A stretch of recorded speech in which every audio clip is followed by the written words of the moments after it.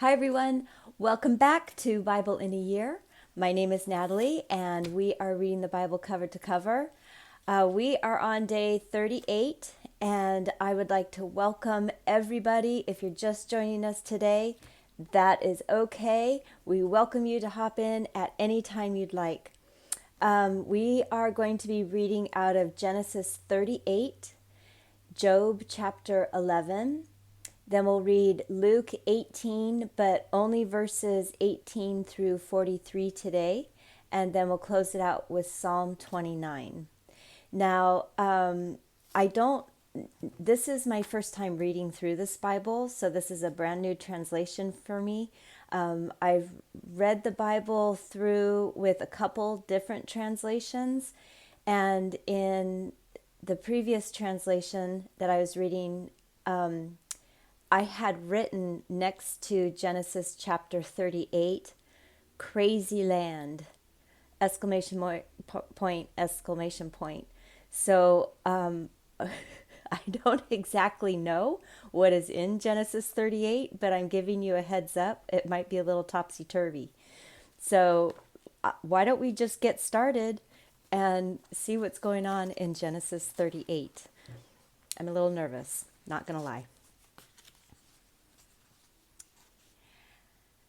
At that time, Judah went down from his brothers and visited a certain Adulamite, whose name was Hira.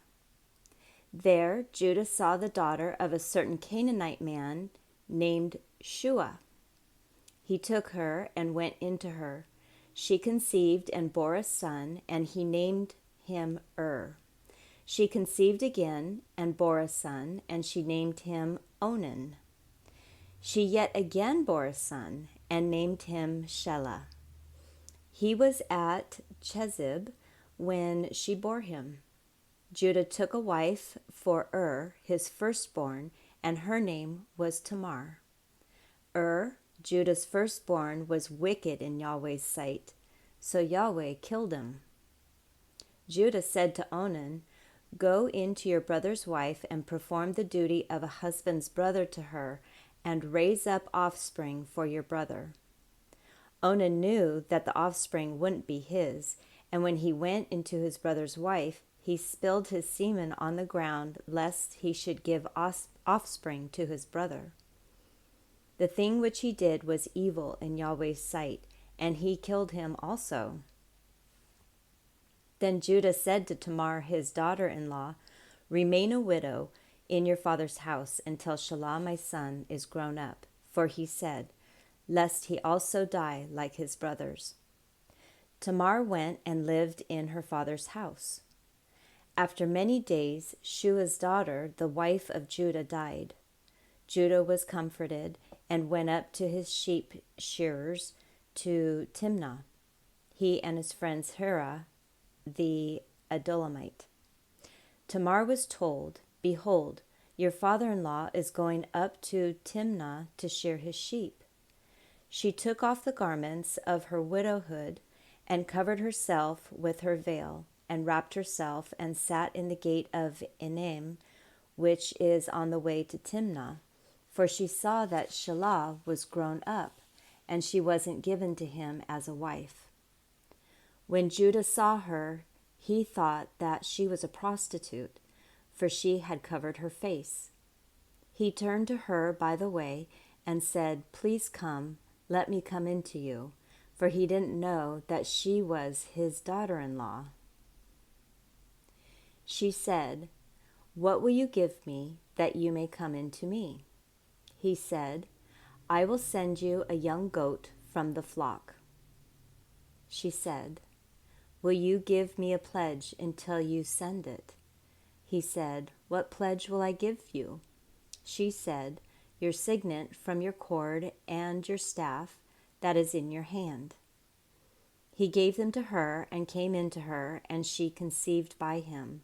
She arose and went away and put off her veil from her and put on the garments of her widowhood. Judah sent the young goat by the hand of his friend the Adulamite to receive the pledge from the woman's hand, but he didn't find her. Then he asked the men of her place, saying, "Where's the prostitute that was at Enem by the road?" They said, "There has been no prostitute here." He returned to Judah and said, "I haven't found her." And also the men of the place said, "There has been no prostitute here." Judah said, "Let her keep it, lest we will be shamed. Behold, I sent this young goat, and you haven't found her." About 3 months later, Judah was told, "Tamar, your daughter-in-law, has played the prostitute. Moreover, behold, she is with child by prostitution." Judah said, "Bring her out, and let her be burned." When she was brought out, she sent to her father-in-law, saying, "I am with child by the man who owns these." She also said, "Please discern whose these are, the signet and the cords and the staff." Judah acknowledged them and said, "She is more righteous than I, because I didn't give her to Shelah my son." He knew her again no more. In the time of her travail, behold, twins were in her womb. When she travailed, one put out a hand, and the midwife took and tied a scarlet thread on his hand, saying, "This came out first."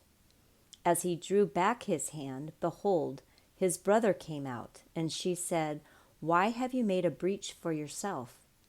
Therefore his name was called Perez. Afterward his brother came out, who had the scarlet thread on his hand, and his name was called Zerah.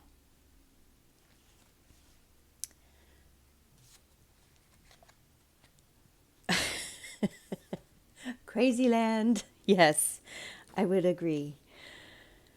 Okay, so moving on to Job 11.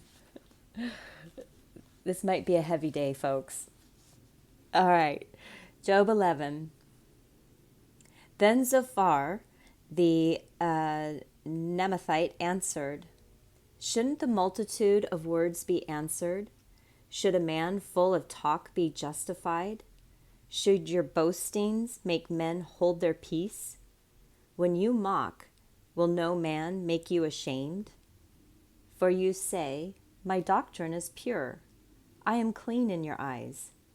But oh, that God would speak and open his lips against you, that he would show you the secrets of wisdom. For true wisdom has two sides. Know therefore that God exacts of you less than your iniquity deserves. Can you fathom the mystery of God? Or can you probe the limits of the Almighty? They are high as heaven. What can you do? They are deeper than Sheol. What can you know? Its measure is longer than the earth and broader than the sea. If he passes by or confines, excuse me. All right, starting at verse 10. If he passes by or confines or convenes a court, then who can oppose him? For he knows false men. He sees iniquity also, even though he doesn't consider it. An empty-headed man becomes wise when a man is born as a wild donkey's colt. If you set your heart aright, stretch out your hands towards him. If iniquity is in your hand, put it far away. Don't let unrighteousness dwell in your tents. Surely then you will lift up your face without spot. Yes, you will be steadfast and will not fear, for you will forget your misery.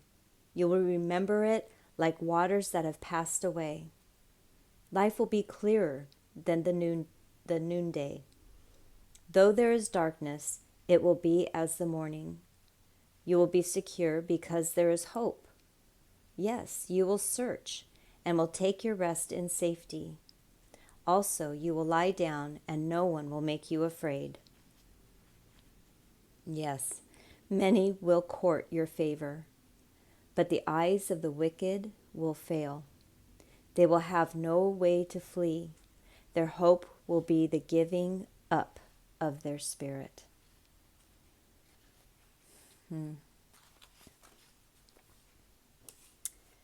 So I apologize for this little cough that I have today. Spring is upon us, and yearly this happens with me.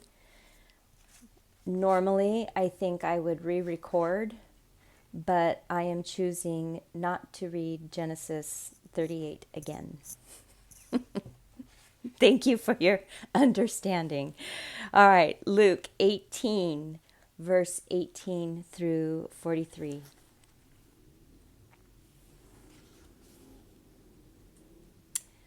A certain ruler asked him, saying, "Good teacher, what shall I do to inherit eternal life?" Jesus asked him, "Why do you call me good? No one is good except one, God. You know the commandments. Don't commit adultery. Don't murder. Don't steal.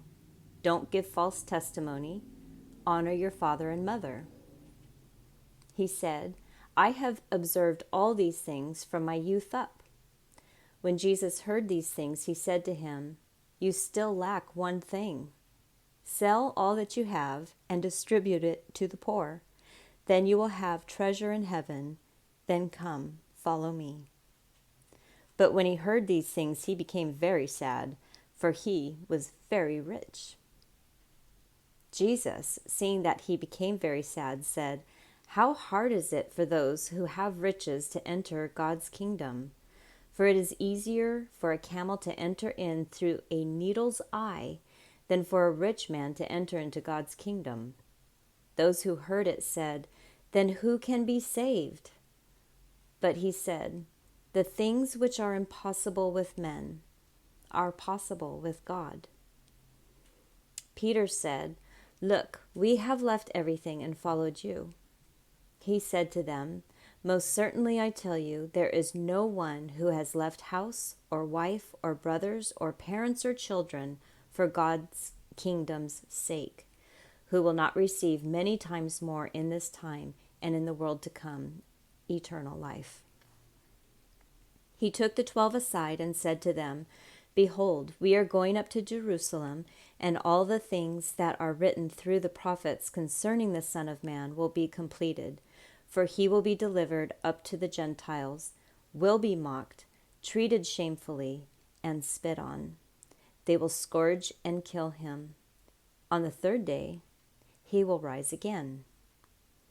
They understood none of these things. This saying was hidden from them, and they didn't understand the things that were said. As he came near Jericho, a certain blind man sat by the road begging. Hearing a multitude going by, he asked what this meant. They told him that Jesus of Nazareth was passing by. He cried out, "Jesus, you Son of David, have mercy on me."